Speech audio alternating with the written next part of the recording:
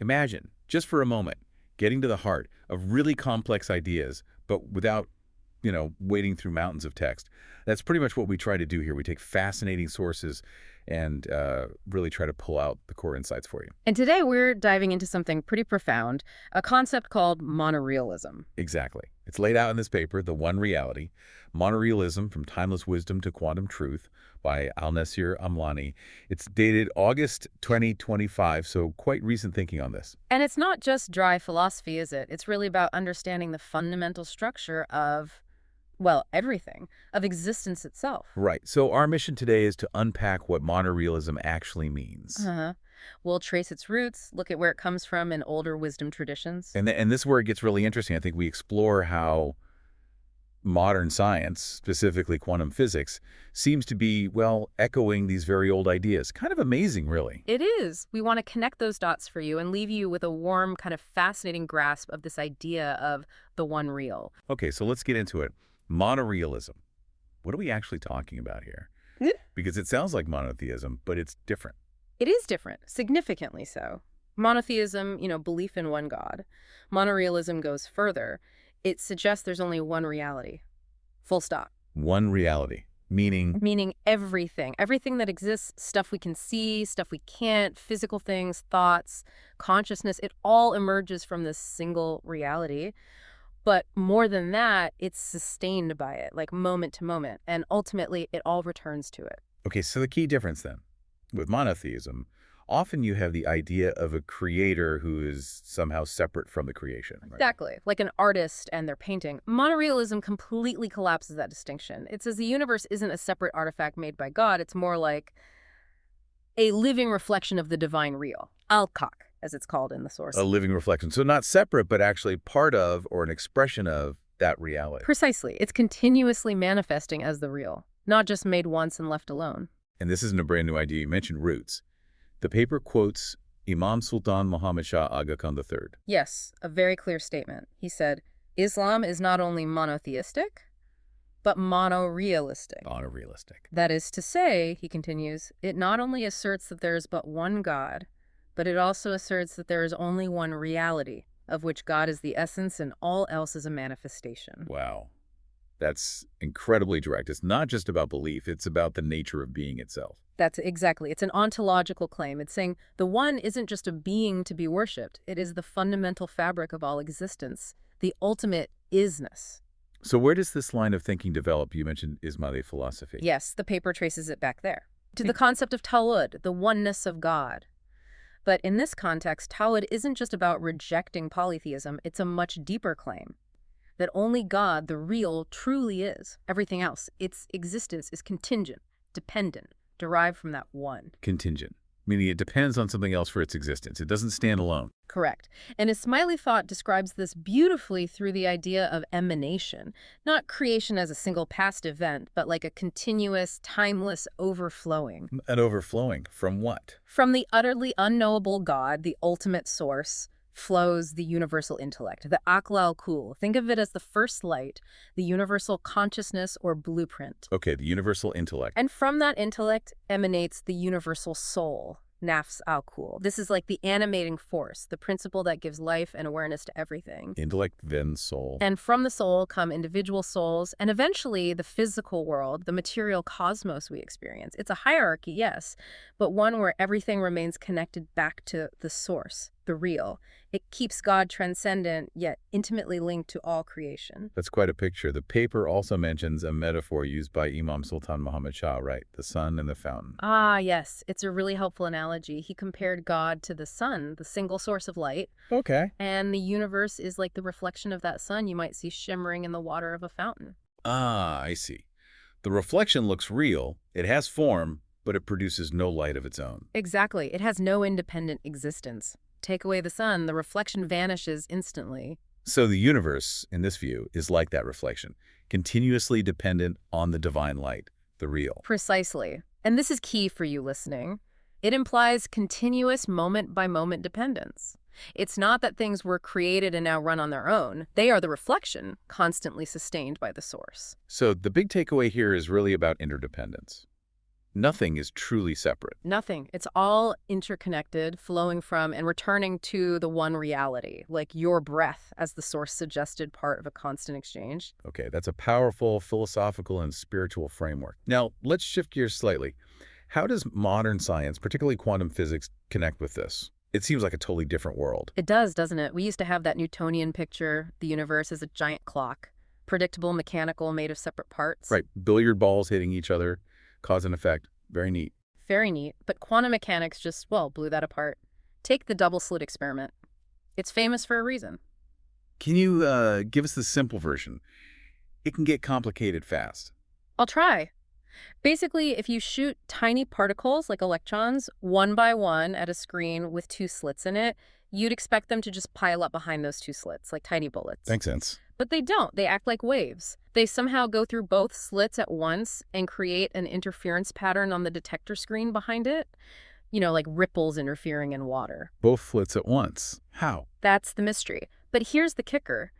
If you try to watch which slit the electron goes through using some kind of detector, the wave behavior disappears. Suddenly, the electron acts like a particle again, picks one slit, and the interference pattern vanishes. So just looking at it changes the outcome. It seems so. Observation isn't passive. The paper puts it nicely. Reality at the quantum level is not wholly out there apart from us. It is participatory. Participatory. That directly challenges the idea of an objective world totally separate from us, the observers. It really does.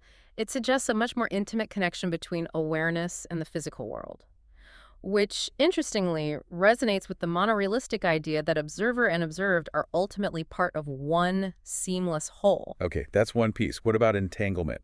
Einstein's spooky action. Right. Another mind bender. You can link two particles, say photons, in a special way.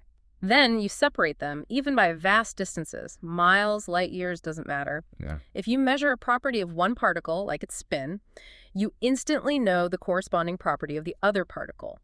It's as if they are still connected, communicating faster than light, which shouldn't be possible according to classical physics. Instantly, regardless of distance. Instantly. It defies our normal understanding of space and locality. It strongly suggests that, at some deep level, the universe isn't made of separate bits and pieces. It's an indivisible whole. An indivisible whole. The illusion of separateness again. Exactly. It's a powerful scientific hint towards that same unity monorealism talks about. And there's quantum field theory too, right? What does that add? QFT adds another layer. It tells us that what we think of as fundamental particles, electrons, quarks, etc., aren't really the ultimate reality. They aren't? What are they then? They're more like excitations or ripples in underlying fields that permeate all of space and time. Like there's an electron field everywhere, and what we call an electron is just a little vibration or knot in that field. So fields are more fundamental than particles. In this view, yes. All the different forms we see are just manifestations of these universal fields. Think of it like an ocean waves, currents, ripples, are all just temporary forms of the water itself. Diversity arising from a more fundamental unity. Precisely. So you see, physics, which once seemed purely materialistic, is now pointing towards principles that sound remarkably similar to metaphysics. Beneath the many forms, there seems to lie one interconnected essence. It's fascinating how these different ways of knowing seem to be converging. This brings us to consciousness, doesn't it? Science struggles with explaining subjective experience, the hard problem. It really does. Neuroscience can map brain activity correlating with consciousness, but the inner experience, the feeling of what it's like to be aware, that remains elusive for a purely physical explanation. And quantum mechanics, with its observer effect, seems to touch on this too. Some interpretations suggest consciousness plays a role in collapsing the wave function, turning possibilities into definite reality. It blurs that line between the knower and the known, though that's still very much debated in physics. Okay. How does Ismaili metaphysics approach the mind or intellect? Oh, well, it sees the human intellect equal, not just as a product of the brain, but as a ray from the universal intellect. Remember the first emanation. Right, the akal. So our ability to know, to reason, to find meaning, it's seen as a direct participation in that higher cosmic intelligence.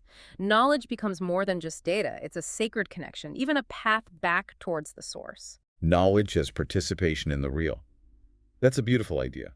And interestingly, modern science is also exploring ideas beyond strict materialism, like panpsychism, the idea that consciousness might be a fundamental property of the universe itself, not just arising in complex brains. So both ancient wisdom and cutting-edge thought are exploring this deep link between mind and cosmos. The Quranic verse you mentioned earlier seems relevant here, too. Absolutely. We will show them our signs in the horizons and within themselves. 41.53. It explicitly connects the outer world, galaxies, quantum fields, and the inner world, our thoughts, our awareness, as signs pointing to the same single truth, the same reality. It really feels like these different paths are leading towards a shared understanding, doesn't it? Eh. Which challenges that old conflict narrative, science versus religion. It certainly does. Monorealism offers a way to see past that apparent conflict. If there's only one reality, then science and spirituality aren't enemies fighting over truth. They're more like different languages. Exactly. Different languages or maybe different toolkits for exploring the same vast unified existence. Science might focus on the how, spirituality on the why, but ultimately they're both looking at aspects of the same real. And Imam Sultan Muhammad Shah emphasized this harmony, didn't he? Intellect as an ally of faith. He absolutely did. He saw no contradiction. The Quran itself constantly encourages reflection on nature, on creation.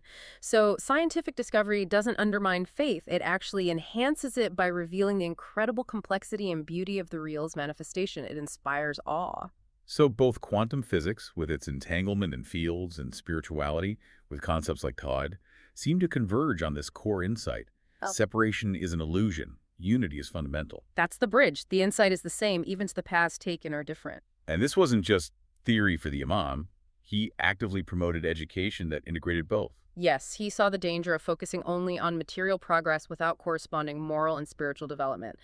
An efficient but empty world, as the source puts it. We need both wings to fly, so to speak. Material knowledge and spiritual awareness working together. And recognizing this unity has profound ethical implications, doesn't it? If everything is interconnected, part of one reality. Then our actions have consequences far beyond what we might immediately see, what we do to the environment, for example. It's not just harming something out there. In a monorealistic view, it's harming a part of the whole, which ultimately includes ourselves. Stewardship, Khalifa, becomes an act of devotion. Sustainability is a form of honoring the real. So how does one live this? How does monorealism move from being a concept to a lived experience? That's the crucial step, isn't it? The paper stresses it's a way of seeing and therefore a way of living. It's about cultivating that constant awareness of the interconnectedness, seeing the seamless whole in every moment, every interaction. And this changes how we approach ethics. Profoundly. Reverence for all existence becomes natural, not forced. Compassion arises more easily when you recognize the other not as truly separate, but as another manifestation of the same reality you are. The idea of an absolute other starts to dissolve. Justice, then, would be about restoring harmony within that whole. Precisely. And spiritual practices like dhikr, remembrance, become ways of training the heart and mind to perceive that underlying unity, to see the divine signature in all things. Contemplation, tafakkur too, seeing through the surface forms to the essence. Yes, and even traditional practices like prayer, fasting, charity, they can be understood as ways of aligning ourselves with the flow of the one, acknowledging our dependence and interconnectedness. It also means integrating all forms of knowledge, right? Science, art, history.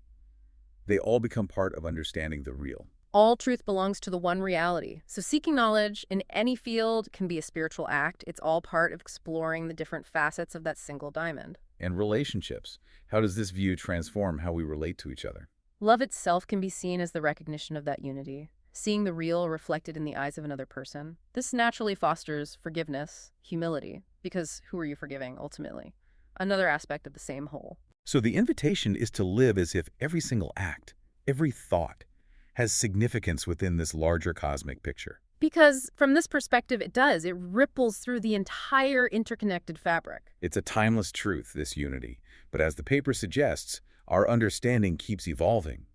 Monorealism, as articulated by Imam Sultan Muhammad Shah, is presented as a living vision, growing with our knowledge. Exactly, and it feels incredibly relevant today, doesn't it? With all the challenges we face, climate crisis, inequality, polarization, they all seem rooted in this illusion of separateness. Thinking we can act in isolation, that our well-being is separate from the planet's or from other people's? Monorealism directly confronts that blindness, as the source calls it. It calls us back to remember that what we do to one part affects all parts. We are intrinsically linked. So the final thought, perhaps, for you listening, it isn't necessarily about intellectually proving the one reality. No, it's more about choosing to live it, embodying that unity in our actions, our relationships, how we structure our societies. Science can show us the interdependence, the intricate connections. And spirituality, in its many forms, can cultivate the reverence, the sense of responsibility, the love that flows from recognizing that wholeness. The paper ends with a powerful statement, doesn't it? The one reality is as near as our own breath and as vast as the furthest galaxy. It speaks, it says, in the language of photons and prayers, of DNA and devotion. It invites us all to explore, to learn, to serve, and to love. Not as separate beings navigating an alien universe, but as participants in a single luminous whole. To live this way.